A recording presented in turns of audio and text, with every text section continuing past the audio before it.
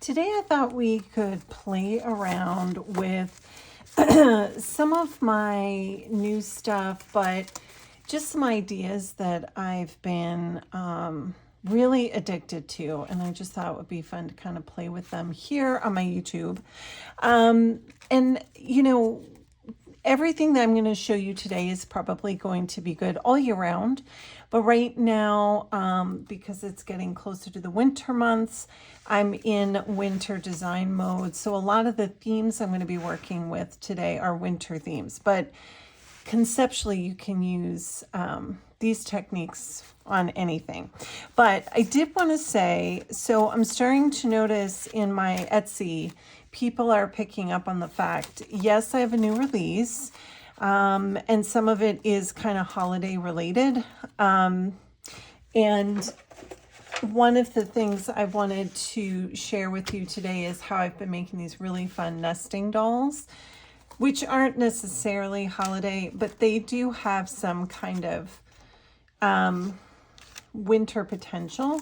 So the nesting dolls just came out, and then Folk Wonderland, this set with a lot of the winter themes came out. It has these big open shapes, and that'll be part of today.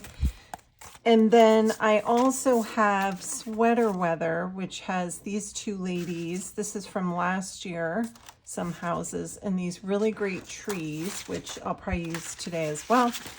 And then the last winter set is, oh my gosh, why am I blanking? Snowy Days. I don't know why I'm blanking. It's because I'm on camera. And again, so you have this old kind of Father Time or Santa figure, this deer, and then this really cute owl. So those are the winter theme sets. They're all in the shop right now, but we're going to play around with some of them. So there is the whole concept of using your scraps and creating something called a masterboard, which is essentially just gluing a bunch of scraps down on pieces of paper. And it's a great way to kind of recycle. So, you know, a lot of collage artists joke, we have tons of tiny scraps that we just can't get rid of. So I put them in a drawer, and then eventually when it gets too full, I get out like just another scrap piece of paper or even like a dictionary page, and I kind of glue things down. I try to pick colored themes so that way when I go to reach for them to use later, I have, you know, like a color story kind of going on. So this one is like, this one's more kind of pinks and reds.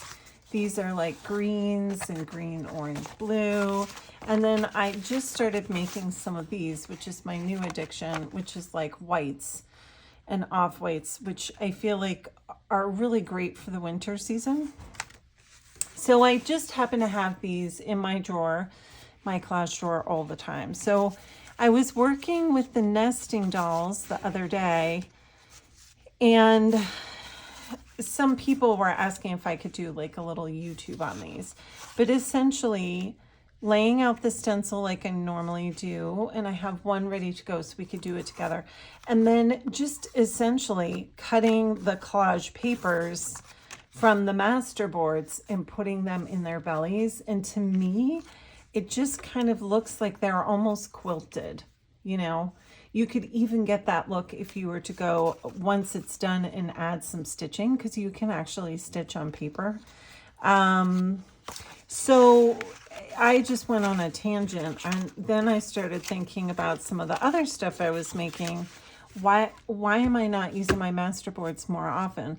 So I started playing around last night. So this guy from, again, Winter Days, Snowy Days, I can't remember. I sketched him out. So I started making one that was just green. So I'm still thinking about working on winter themed items. But I was like, oh, why don't I do some masterboard collaging kind of in his cloak? And I just love how that came out. And then I was like, oh yeah, why don't I use my tree stencils? So this is the trees from Sweater Weather. And I was cutting those out too. So I just thought it would be fun to kind of show you how I make those. It's really easy. But anyway, I just thought it would be fun to pop on and play. Of course, I forgot my watercolor. So I have a nesting doll started, and I just thought I would show you how I work on those. So I went ahead and I did her face. So I just traced the stencil in pencil on her face. Sorry, the sun. And then I went over some of it with ink, and then I stopped because I didn't get to finish. So I'm just going to add some pink to her cheeks. And I don't have the right size brush, so hopefully this will go okay. But it doesn't really matter because I'm going to come back in and use my pencil to kind of draw out the features a little bit. And then I'm going to pick a color. So now that I know, okay, I want to use some of my master boards. I mean, I have a lot of these blues. So I could do a contrasting color, like an orange would be nice, or I could just keep going with the blues. It doesn't really matter. You can go two ways. And sometimes I have found when I'm doing big spaces, I like using flat brushes. People ask me all the time, what number do I use? I don't really pay too much attention. But for me, I'm not doing fine watercolor really. I'm using watercolor to color, right? I'm using it like a marker or a crayon, you know, like I'm coloring my illustrations essentially. So, you know, I just pick what I need for the amount of space I'm working on. And that's why I kind of like flat brushes. I like flat brushes because I feel like I can get better lines with them. Like if I'm trying to go around things. And recently I started going outside the pencil lines of my shape because I'm going to go ahead and cut these out. Sorry. So I don't need to be like so careful because I'm going to come in and I'm going to outline stuff with a pen or a Stabilo. So I can go outside lines. It doesn't really matter. So while this is drying, you know, I could actually try and do this deer first while she's drying. So what I'm going to do is I'm going to get that stencil. So there is one trick to success with this. And stencils can be used this way or this way. And you're going to have subtle differences because they're not 100% symmetrical. So what I want to do is I want to see which direction she's going in. So this isn't matching up yet. But if I go like this, it's matching up perfectly.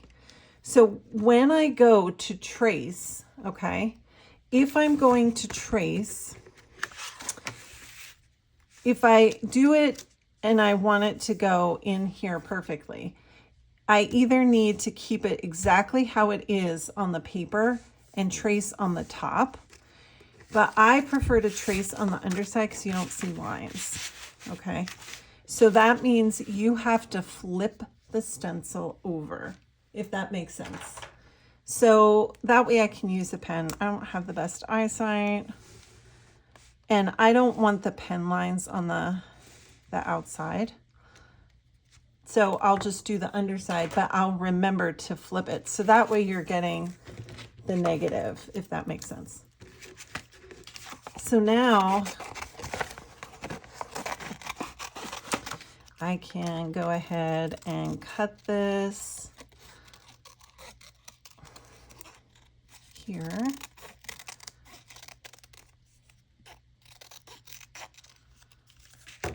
and save this because you never know what you could use it for. I'll show you what I did with my other ones, and then it should fit perfectly in there. Also, I didn't know that I was going to add this collage, so I went ahead and outlined it in pen. But if you know you're going to do this, wait to outline until you're done. So then, you know, it's all kind of consistent. So I'm going to put this in here like that. And I can see some of the outlines, but now, you know, I can go back in with my pen and just trace on the outside. So it's all kind of congruent. Oops. If you do that, just give it a little rub and it tends to go off. All right. And so now I have this cool collaged part. It might be cool to add, I like to have it kind of some sort of symmetry, so I try not to just use it in one place. I might use it in a couple. So like maybe it would look great in our ears to do some collage in there. Things to think about. So this is pretty dry now. I'm going to use a real fine liner. So I'll use either an 005 or an 01 to just get in there. The bigger the face, you know, I can thicken up the fine liners. And I'm just going to fix her eyes a little bit. And, whoopsie, add this. Okay. And now I'm going to get the heart for her belly. And again, I'm going to see which one matches perfectly. Could be that one. Kind of hard to tell. I think it's this one. So I'm going to flip it. It doesn't really matter, especially if you try and cut it a little on the big side. And again, with this one, I could go contrast and do, you've got blues here, so to do some pinks. Or again, I could go and do some of the greens. So I got started with the greens, so I'm just going to keep going with that one.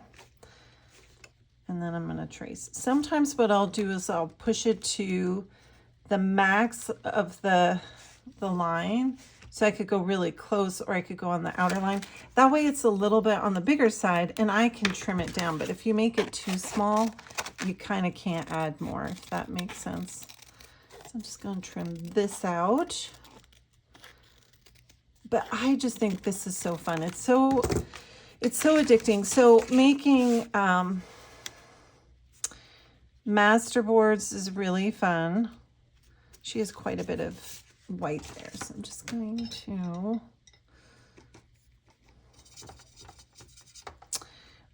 do this.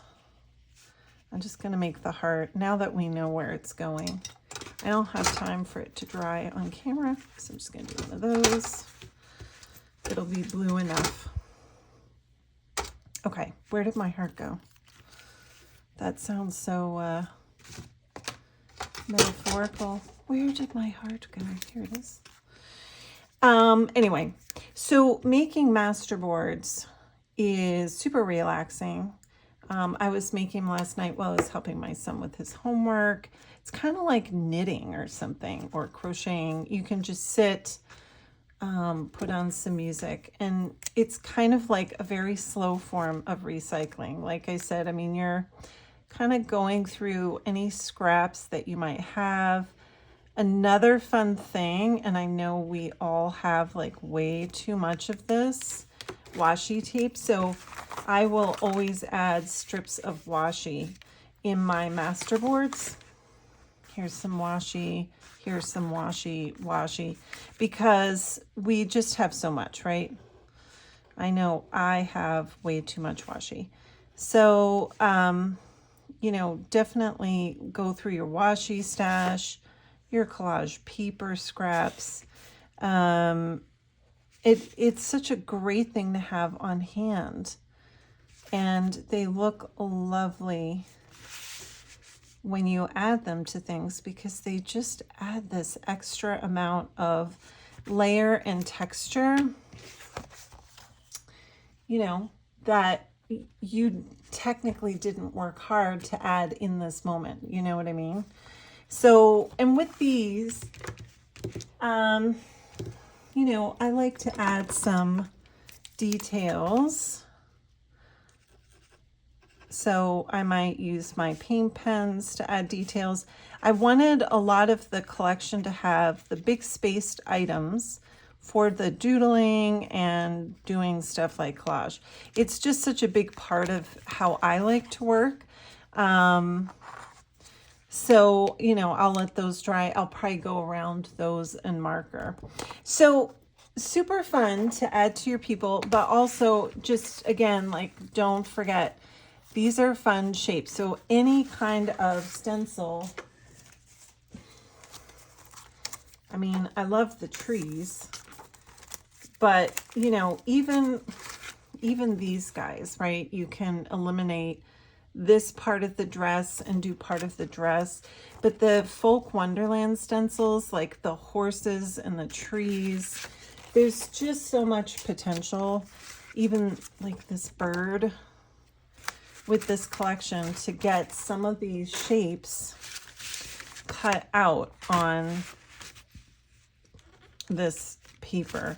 I think I might do a tree if I can squeeze it in. And just to have them on hand, oh my gosh, it's just something, I mean, I've done for years, but you forget about stuff. And I'm like, I haven't done this in so long. Why don't I create more of these?